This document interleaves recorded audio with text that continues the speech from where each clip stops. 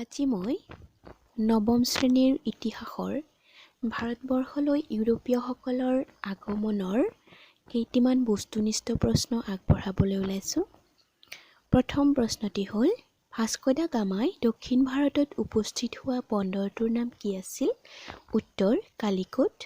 ২ number, ৰজা দ্বিতীয় Charles পৰ্তুগীজে বিয়া কৰোৱা ৰাজকন্যাগৰাকীৰ নাম কি আছিল?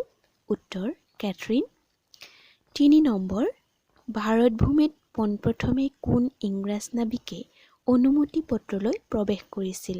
উত্তৰ জন মিল্ডেন হোল। ৪ নম্বৰ, চিপাহী বিদ্ৰোহৰ সূচনা ক'ত হৈছিল? উত্তৰ বেৰেকপুৰত।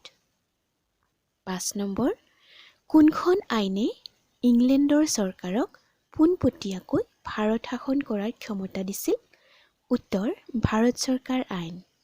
৬ নম্বৰ, উদৰ শিক্ষা সংস্কাৰ আঁচনি ভাৰতত কোনে প্ৰৱৰ্তন কৰিছিল?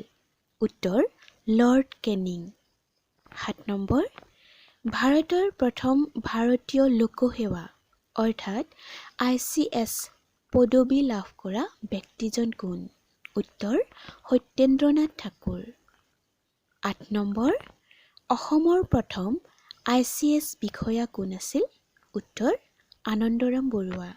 ৯ নম্বৰ, ভাৰত চৰকাৰ আইনখন সংসদত কেতিয়া গৃহীত হৈছিল? উত্তৰ ১৯৩৫ চনত। ১০ নম্বৰ, পলাচী যুদ্ধ কেতিয়া হৈছিল? উত্তৰ ১৭৫৭ চনত।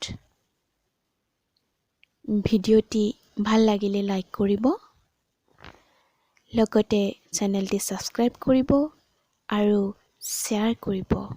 ধন্যবাদ।